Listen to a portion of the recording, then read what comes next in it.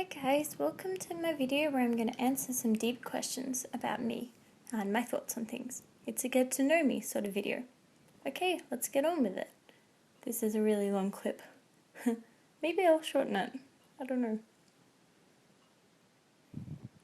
Okay, so the first question is, what's your life philosophy? Well, my life philosophy is to have fun and to take care of others and myself. Am I religious or spiritual? No. Though I do appreciate the majesty of a great view and the wonders of the universe and spiritual practices like meditation. Do I think I'm an introvert or an extrovert? I think I'm more of an introvert. Sometimes it feels like I have an entire world inside me, but I like to appreciate the wonders of the universe as well. I just enjoy my own little world and I often get lost with the fairies. Which parent am I closer to? I grew up with my mom, and I lived with her for the first 6 years of my life alone. And then my stepdad, he's kind of like pretty much my dad, moved into the picture. And I feel like me and my dad get along quietly and we have a lot of comfortable silences, but I feel more comfortable talking to my mum and having a lot of long conversations. So even though I spent more time with my mum, I still feel pretty close to both my parents. And I'm probably a little bit closer to my mum just because I've known her since birth, but my dad was like there for me even when I was little. Like he was there when I was born as well, so I would say that I'm pretty close to both of my parents and they're okay with that and I'm okay with that. They've always been okay and I'm really grateful for that. They're all in my life. Which was the best phase in my life? Well, I don't think it was preschool because I can't remember that much of that, though it was fun. I did want to leave preschool a lot. It was definitely not high school. I had a terrible time in high school. So it was probably either primary school or uni, which I just went under. Though uni was more of a mixed time in my life. But I have a lot of great memories from both of those times, and I'm so lucky for that. Is what I'm doing now what I always wanted to do growing up? That's a really tough question. I feel like as a person, what I'm doing for fun is really fulfilling, and my hobbies are writing, running, listening to music, going to concerts, and talking with my friends. That's what I always wanted to do, and I'm so happy that I am doing it. But working retail, working hospitality is not really what I ever really wanted to do, and it's kind of disappointing that I'm still doing that. What makes me feel accomplished? Comprehending really complicated texts makes me feel accomplished, or just comprehending another person's point of view, putting myself in their shoes, or understanding like a really difficult kind of either philosophy or problem or some kind of situation, or a unique perspective. Achieving a goal that I've set out for myself, or just achieving something spur of the moment that I didn't expect to, like catching food that I might have dropped, or seeing something really beautiful makes me feel accomplished. So something magnificent makes me feel accomplished. Like when I go on Tumblr and I see like a really nice gift set, this is kind of random, or when I see a really cute dog and I take a picture of it. Just little things like that, or having a nice meal, or seeing a nice play, or watching a good movie, finishing a video game. Even though those are small things, keeping my Twitter updated, they do mean small things in their own parts. And I don't know, they just do make me feel like I'm progressing, maybe not towards where I want to go, but I'm journeying my own way and making my own way. What's my favourite book and movie and why? Oh, well, I really love Harry Potter. I just love the idea of magic, and Harry Potter as a character is really appealing to me with the green eyes and the black hair, but also he's got a really sassy aspect to him. He doesn't take anyone's flack. He doesn't take his teacher's flack. He doesn't take his relatives' flack. And he's like so passionate about Quidditch, and I love Quidditch, and I love Harry Potter. Sorry, I get carried away. My favourite movie of all time is probably Inception, because I really like the idea of ideas being like a virus and sharing ideas. But also, I really like The Fundamentals of Caring because I think that's a beautiful movie. I watched that the other day, and I love Selena Gomez. She's my favorite.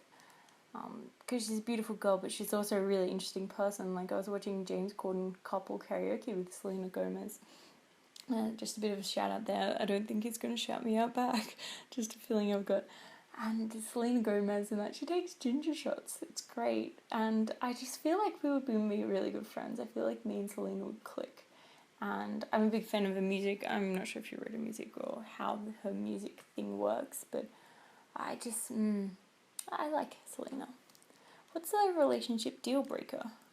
Well, if someone has bad personal hygiene, is really depressed all the time, I don't think I want to date someone like that. If they're really abusive or really sad or just a major bummer, I don't want to be around that kind of negativity. Am I into looks or brains? Well, I like a good pretty brain. Both. I think it's, people say that being into looks is really superficial because looks don't last, and I do agree with that. But I feel like brains don't last either. People get dementia. But I do think someone's brain is a lot more telling than their looks because there's good looking people anywhere, and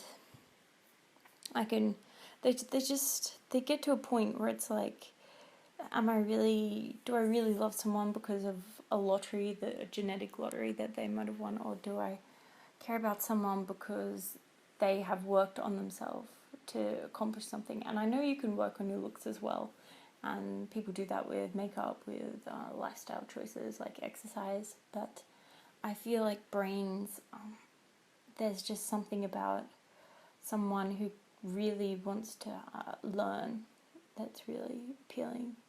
And I feel like learning and constantly working to improve oneself is a really attractive feature. There we go. Would I ever take back a cheater? Yes, because I think everyone makes mistakes. But only once. I would never do it twice because that means that they didn't learn from their mistake. And I think that there is a lot of contextual things like, were they drunk, were they depressed at the time, or were they peer pressured into doing it?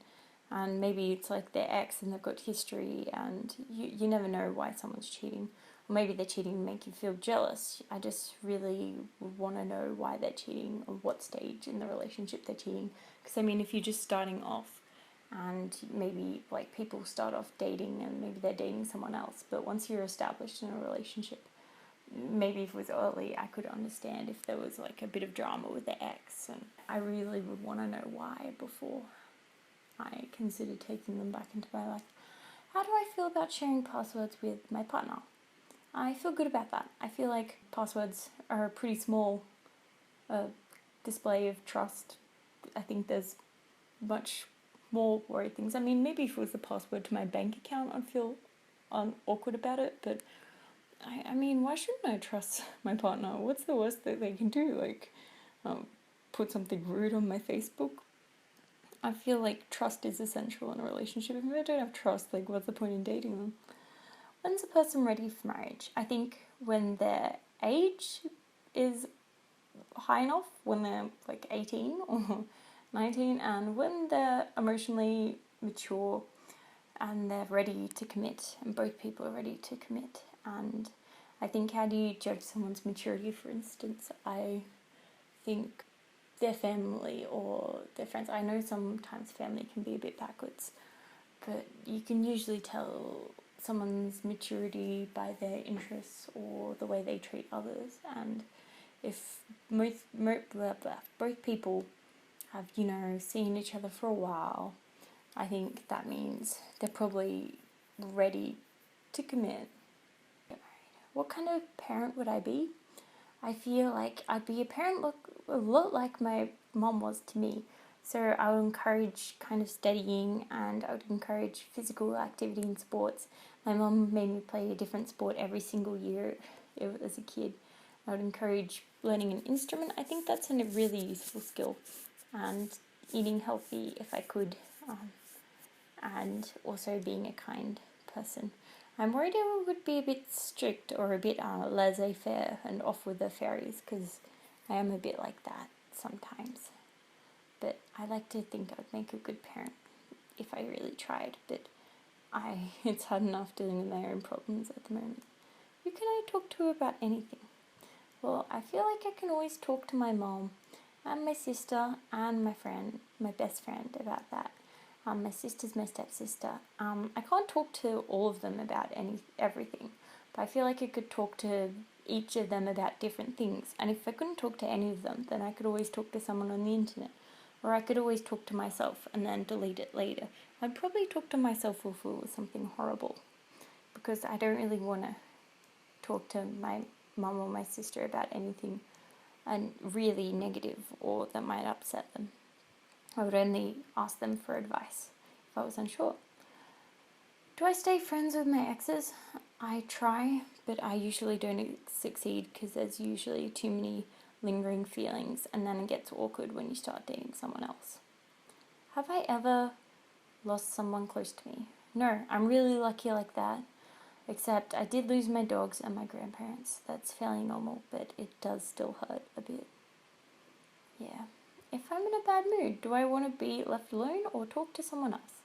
I usually want to be alone, because I feel like if I'm talking to someone else when I'm stressed out and in a bad mood, I'll accidentally lash out at them and make them feel bad and take it out on them. And I really don't want to do that. I usually just want to sort it out by myself and take a couple of deep breaths and let it go to the ether, so to say. Am I confrontational? No, I don't think most people in our society aren't confrontational anymore. At least most women. Maybe that's sexist, but I feel like I don't really get confrontational unless I'm feeling stressed out or unless I see something I really disagree with. And then I might say something, but then I'll usually, if there is a fight because of that confrontation, I'll just flee. I'm very in favour of fleeing unless it's to protect someone or to protect myself in self-defense. Yeah, if there's an elephant in the room that needs addressing, or the air needs clearing, I would confront someone about something on my mind. So there you go. What's my biggest regret? My biggest regret is mistreating others. In the past, I've been very rude to others. I've upset them. I've made them feel uncomfortable, made them feel really negative. And I'm so sorry for everyone I've hurt, for everyone I've made to feel like they're nothing. I really wish I could take all of that back. I think when people say they have no regrets, they're living in the present, which is great. And I wish I could live more presently, but I do think a lot of the time about the people I've hurt, because I know I've done stupid things. I've brought other people down to make myself feel better, and I'm really not about that, and I want to be a different person to that these days. So what's the craziest thing I've ever done? Well, when I was in high school and I was feeling weird, I once went for 3 days without sleep. I'm not sure if this is the craziest, but this is just the story I thought of. And I remember I walked around the school like I was a zombie, and I felt exhausted, but I also felt really numb. It was like I was having an out-of-body, like, hallucinogenic experience. I don't know how I managed to function. I think I just stood there and stared into space, but whenever I think of that time period, it is locked in my mind as just like a grey, solemn mess, because it was midwinter. And yeah, it was really lucky I didn't get suspended or something, because I was just standing around and I didn't do anything. I was blank. I could have been a brick wall. If someone hit me, I don't think I would have responded. I was exhausted. I felt like shit, but I also felt like this weird euphoria that you don't get when you sleep. When you don't sleep. So that was really weird. What's my idea of a perfect holiday? When there's great culture and I have an opportunity to learn about it the way other people live, when I get to see amazing sights, like, I remember biking down the volcano in Hawaii was absolutely fantastic, because it gave me a new experience of seeing a volcano and biking down one and seeing, like, we saw this majestic crane coming into land and doing new stuff, like just like going to a blowhole, or like one of my favorite people is Bear Grylls, because he's done so much like in his life. He's seen so many different things, and I really want to do more things in my life. Do I believe in second chances? Yes, except for when it comes to murder, because I feel like that's a really serious topic, and murder is deliberate. I think I believe in second chances when it comes to manslaughter, but not murder, because I feel like it's one of the worst evils of the world, and maybe the evil of the biggest evils I don't give second chances for, but I feel like everything else you can give someone a second chance for, because everyone makes mistakes. I've made mistakes, and if you don't give an opportunity for people to learn and repent, then they'll just continue making the mistake, and they won't try to improve in the future, and I want everyone to improve. That's just how I see things. Do I judge a book by its cover? I think I do. I think people who say they don't are probably not being 100% honest. I think everyone does to some extent, whether they like it or not. But I do try and open the book and have a read and get to know the person, and try not to pay too much attention to the cover. Did I ever write a journal? Yes. In high school I wrote so many journals. I had a Tumblr for a while as well, and my current journal is a photo journal, which I'm really enjoying, though I do feel a bit weird about spending all this money on Polaroids and stuff like that. Would I ever relocate for love? It depends, because where I live in Australia, it's really far from all the other countries in the world. So if, say, I fell in love with someone online in America, or we met in between, it would be difficult for me, because it would be 25-30 hours away from home by flight, and that would be really hard, and I'd probably lose touch with my family. So I would probably only relocate temporarily. If it was New Zealand or somewhere within my country, I might relocate. But unless I was already planning to move to that country, I don't think I would relocate. I'd probably either do long distance or relocate temporarily, because I would hate to lose touch with my family, and to a lesser extent my friends, because that's all you have in the end. And relationships go sour, but family is forever. At least that's what my family's like. What's on my bucket list this year? I want to get a good job, get that money. I want to publish a book, and I want to be healthy and happy. I'm not sure if they're actually things or more like goals, but that's what I want to do. When have I felt my biggest adrenaline rush? Okay, there's 2 stories here. So the first one was when my goddaughter was born, or my guide daughter, because we're not religious.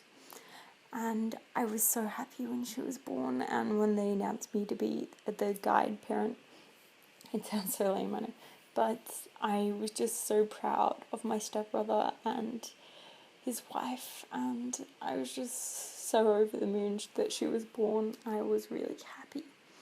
And when I got my second biggest was, I was seeing this concert. I remember it forever. I was at the Enmore Theatre, and I was seeing M83, and they were playing this song of theirs called Midnight City. It was so beautiful. There was this saxophone solo. I didn't cry, but I just felt so overwhelmed. It was such a mesmerizing experience, and I don't think I'll ever get that back, because it was just, an amazing concert. The best concert I've ever been to. It was great.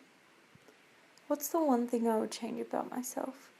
I would probably be way more caring about others and spreading a lot more love, and I feel like that's probably the best change I can make to achieve my goals of loving each other. And the last question is, what's my thoughts on online dating? Love is love, and it doesn't matter how you meet someone if they make you happy. Though it's cool to meet someone apart from on the internet. just stay vigilant dating people online and on Tinder. And thank you so much for watching. I hope you have a great day. See you later.